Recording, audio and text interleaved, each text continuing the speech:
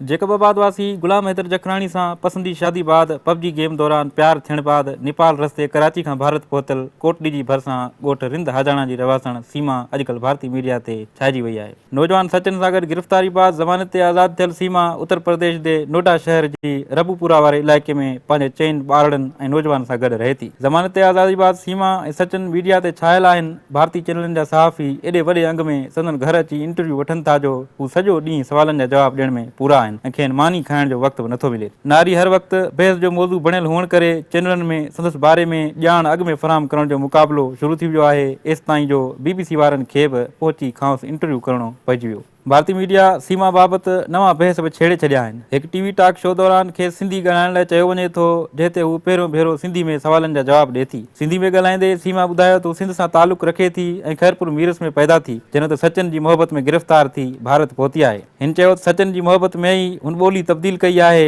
जंहिंमें खेसि 2 खां 3 साल लॻी विया आहिनि। मां सिंध मां आहियां ऐं ख़ैरपुर मीरस मुंहिंजो शहर आहे। पैदाइश मुंहिंजी हुते आहे ऐं मां पाकिस्तानी आहियां। मां इंडिया सिर्फ़ु सचिन जे प्यार जे ख़ातिर आई आहियां।